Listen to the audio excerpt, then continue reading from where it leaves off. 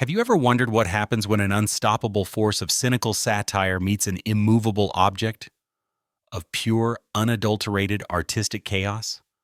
What happens when the man who built an empire on deconstructing others finally tries to deconstruct something that cannot be broken down into its component parts, something that operates on a different plane of reality entirely? This isn't a story about a bad interview or a celebrity spat. This is the story of a television empire's philosophical death broadcast live to millions.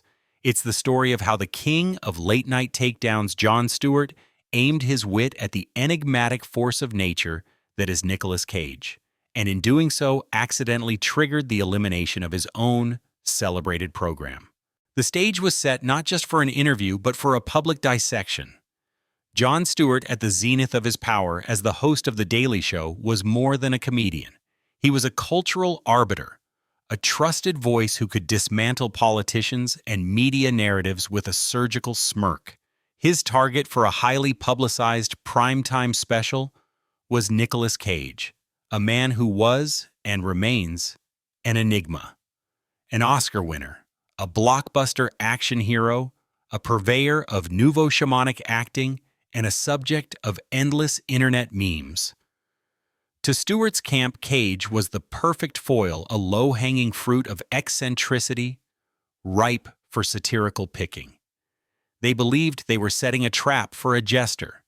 They were about to discover they had invited a high priest of chaos into their cathedral of irony. The event was scheduled for a crisp October evening in 2014. The air in New York City carried that specific autumnal energy, a blend of decaying leaves in Central Park and the electric hum of a metropolis that never sleeps. This wasn't just another taping of The Daily Show at its usual studio on 11th Avenue. This was bigger. The network had booked the historic Beacon Theater on the Upper West Side, a gilded three-tiered palace of the arts that had hosted everyone from the Rolling Stones to the Dalai Lama. They called the special America Unfiltered, a Conversation with Jon Stewart, a title dripping with the kind of self-aware importance that Stewart himself would normally mock. But tonight, he was the main event.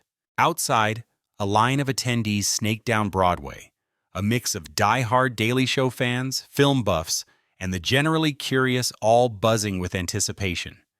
They were there for the spectacle promised a clash of titans. They expected Stewart to be the witty gladiator, and Cage to be the exotic beast paraded for their amusement before the inevitable clever kill.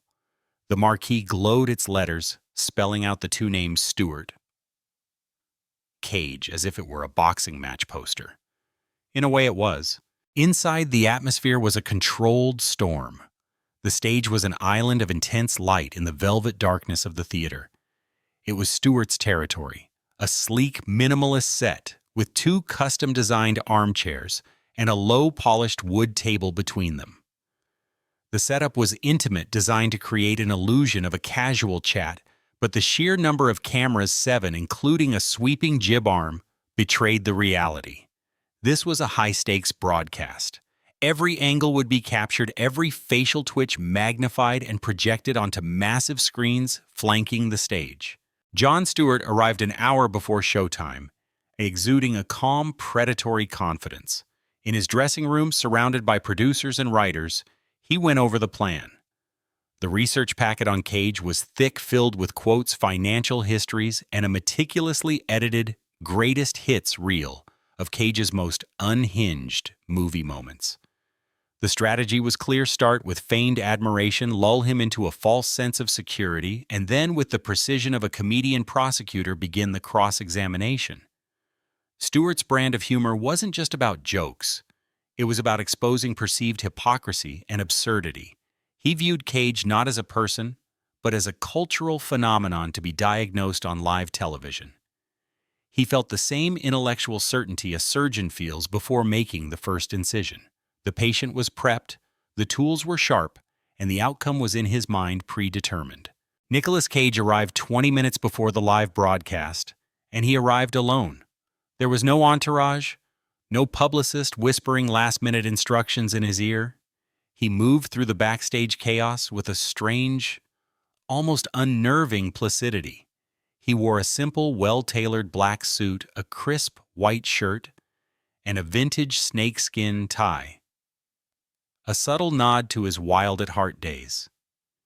His silence was a stark contrast to the frantic energy of the production crew.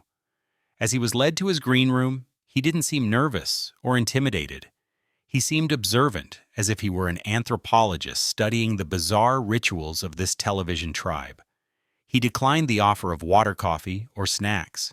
He simply sat in the quiet room, his eyes scanning the space, taking it all in.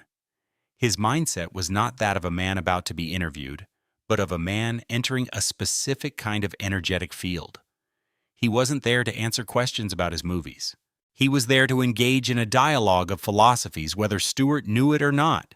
The producers saw his quiet demeanor and mistook it for anxiety. They saw a lamb being led to the slaughter. They couldn't have been more wrong. The show began with a roar from the audience. Jon Stewart jogged onto the stage, a familiar figure of intellectual comfort and sharp-edged humor. He soaked in the applause, his smile a mixture of genuine appreciation and the confidence of a man completely in his element. He delivered a blistering opening monologue, a tight 10 minutes on the political absurdities of the week, and the audience laughed and applauded in all the right places. He was the conductor, and they were his orchestra. Tonight, he said, his tone shifting slightly, we have a very special guest. He's an Academy Award winner. He's a global superstar. He's a man who has given us some of the most memorable performances in cinema history. Ladies and gentlemen, please welcome Nicolas Cage. Cage walked onto the stage. He didn't jog or wave enthusiastically. He strode with a deliberate and measured pace.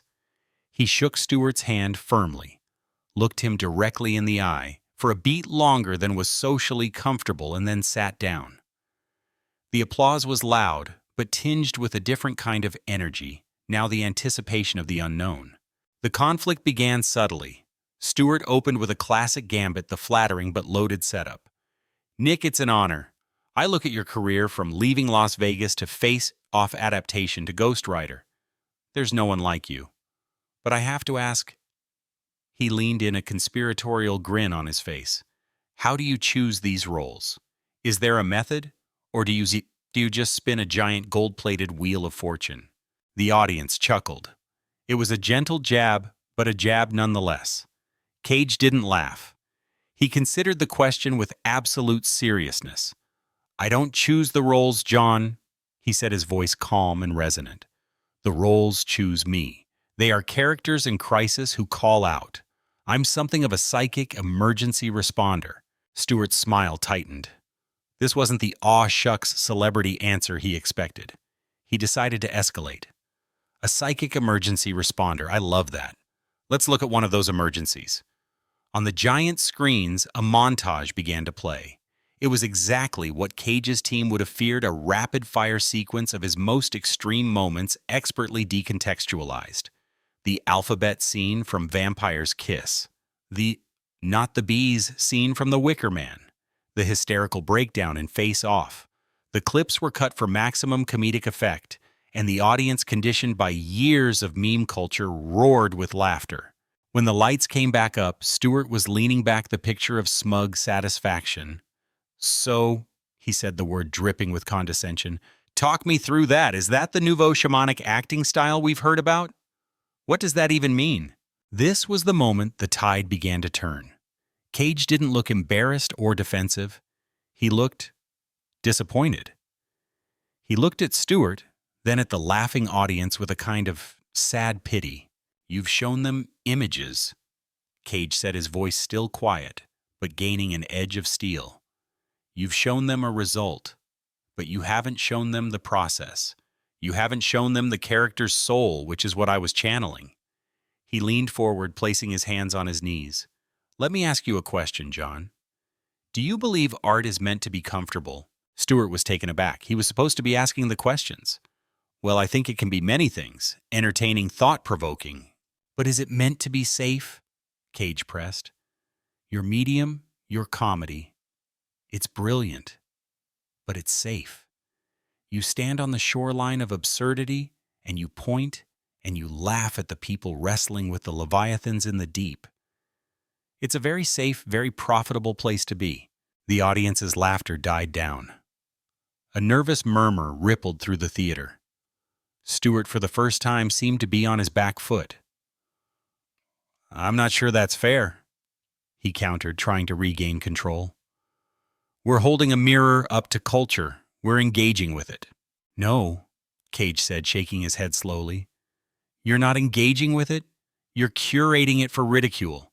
You take a performance, a feeling, a moment of raw, untamed expression, and you put it in a little box labeled crazy so people can laugh at it without having to actually feel it.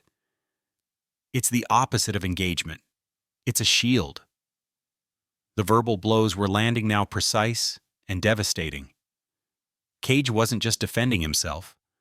He was prosecuting the entire philosophy of cynical detachment that Stewart had perfected.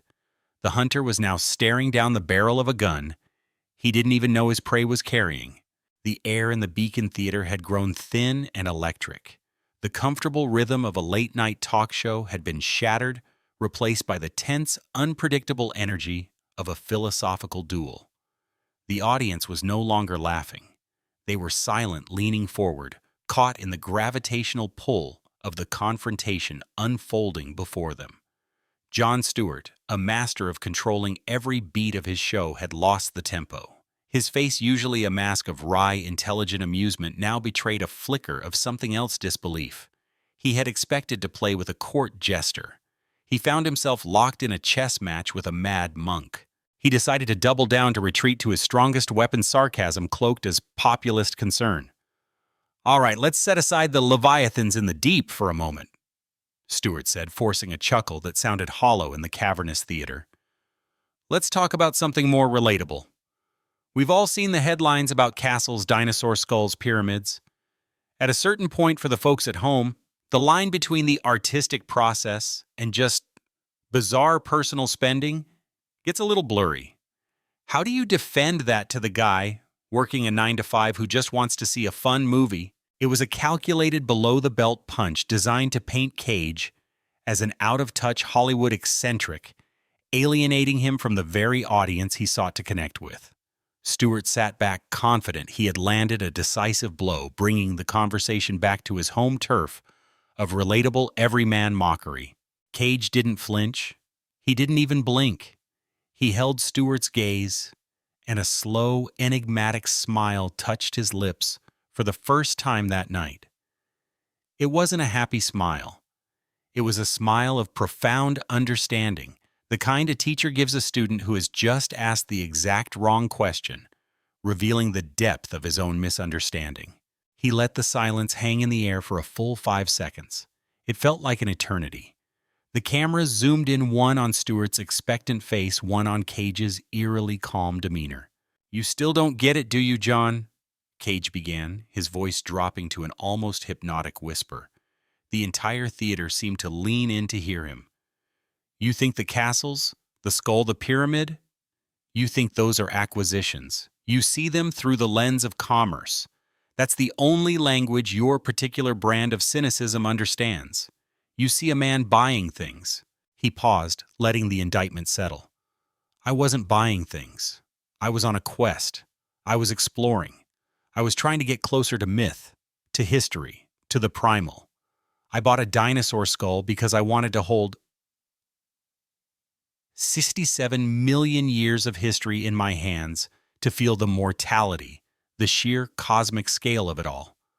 I bought haunted houses, not as real estate, but as portals, hoping to connect with an energy beyond our mundane perception. I was on my own grail quest, Jon. I was seeking." He leaned forward, his eyes burning with an intensity that seemed to radiate heat. "And you stand here and you mock that quest. You and your entire industry of irony. You are the professional mockers. You've taught a whole generation of people that the smartest thing they can be is to be the first one to laugh at something, to sneer at it, to prove they're in on the joke. The joke is that passion is foolish. The joke is that belief is for suckers. The joke is that anyone who genuinely, truly, desperately tries to feel something is a target for ridicule. Stewart tried to interject to say anything, but Cage raised a single finger and Stewart's mouth closed. The power dynamic had completely inverted. Cage was no longer the guest. He was the host, the prosecutor, and the executioner. Your show, Cage continued, his voice rising in a controlled crescendo, is the pinnacle of that philosophy. It's a monument to the safety of the sidelines. You don't build anything, Jon. You don't create art. You don't risk failure in the arena. You stand in the stands and you throw stones at the gladiators, and you get cheered for it. You have built an empire on the foundation of telling people what not to believe in. You are the architect of the sneer, a high priest of "I'm too smart to fall for that." He stood up. The move was so unexpected that a gasp went through the audience. Stewart remained seated, looking smaller than he ever had before. Cage walked to the edge of the stage, looking out at the stunned faces in the crowd, then turned back to Stewart. But here's the question that you and your audience have to ask yourselves tonight. Cage declared, his voice ringing with absolute authority. What happens when the laughter stops? What is left? When all you've done is tear things down?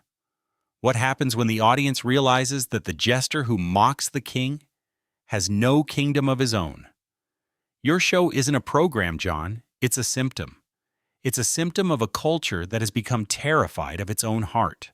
He walked back to the table and looked down at the man who had invited him there for a public execution. He delivered the final fatal line not with anger, but with a chilling surgical calm. And tonight, I think we've found the cure. Silence. Absolute, deafening silence. Not a cough, not a shuffle, not a whisper.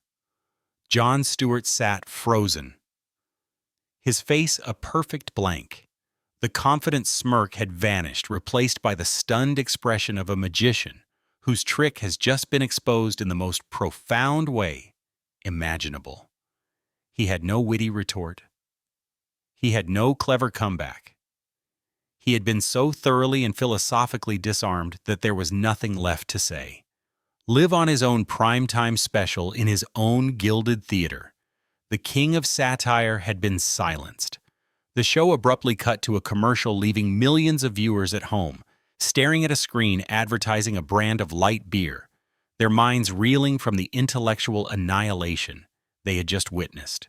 The immediate aftermath was chaos and silence, a paradox of the entertainment world. As the jarringly cheerful jingle of a car commercial filled the television broadcast, the atmosphere inside the Beacon Theater was funereal. The floor director, speaking into his headset, frantically tried to get guidance from the control booth, but there was none to be had. What do you do when the script hasn't just been abandoned but incinerated? Nicolas Cage, having delivered his final devastating pronouncement, simply turned and walked off the stage with the same deliberate calm with which he had entered. He didn't look back. He navigated the maze of backstage cables and stunned crew members, found the exit, and stepped out into the cool New York night, vanishing before anyone in Stewart's camp could even think to speak to him. He had arrived as a curiosity and left as a conquering philosopher. On stage, Jon Stewart remained in his chair for the entire 2-minute commercial break, motionless. The house lights were partially brought up, and the audience, previously a single entity of laughter or silence, began to break apart into murmuring individuals. They weren't discussing the show in the usual "wasn't that funny" way.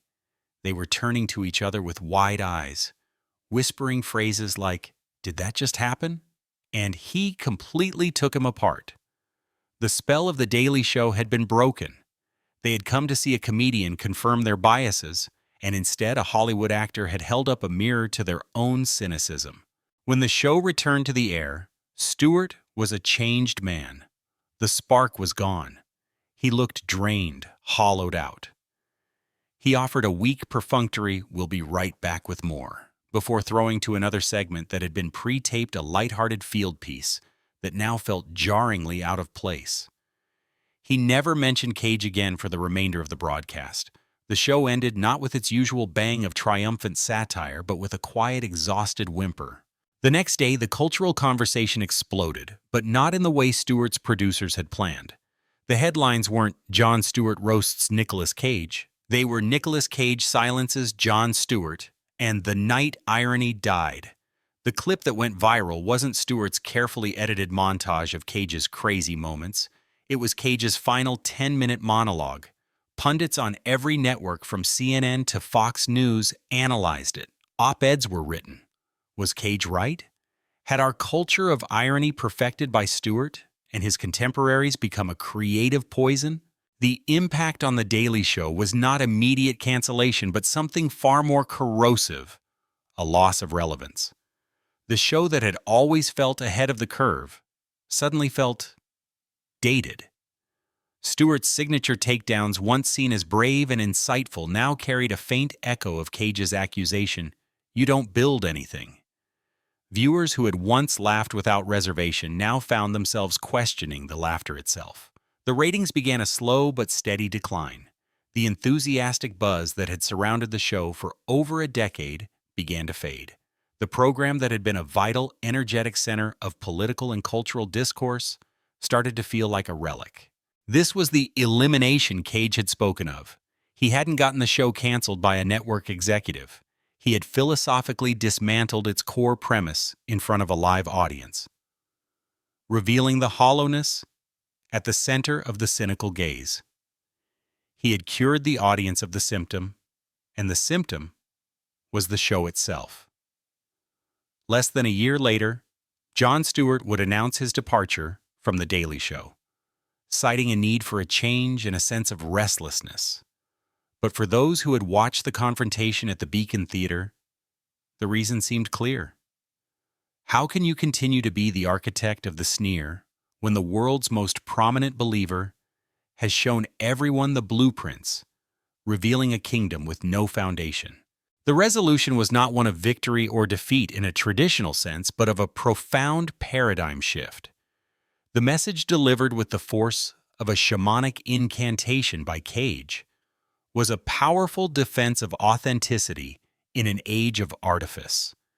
It was a lesson that the courage to be vulnerable, to be passionate, to be too much, is not a weakness to be mocked, but a strength that irony cannot penetrate. It was a reminder that while critique has its place, it is a sterile and parasitic force without creation. The man who wrestled with leviathans in the deep had shown the man on the shoreline that the water wasn't something to be feared and laughed at, but something to be experienced.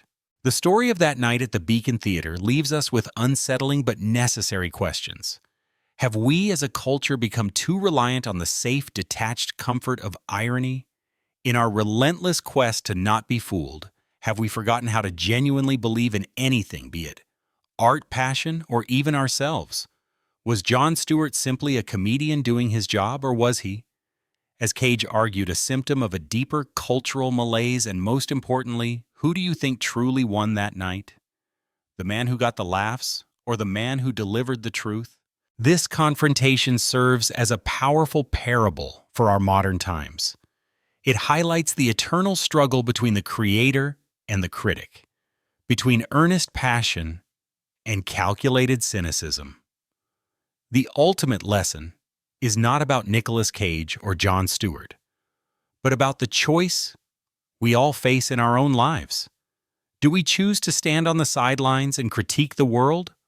Or do we have the courage to step into the arena, to risk failure and ridicule, for the chance to create something real, to feel something authentic? Authenticity, in its rawest, most vulnerable form, is a power that irony cannot defeat. The courage to build will always, in the end, be more powerful than the comfort of the sneer. What are your thoughts on this epic showdown? Let us know in the comments below. If this story resonated with you and made you think, please do us a favor and hit that like button, share it with someone who appreciates a deep dive. And be sure to subscribe to the channel for more stories that explore the moments that define our culture.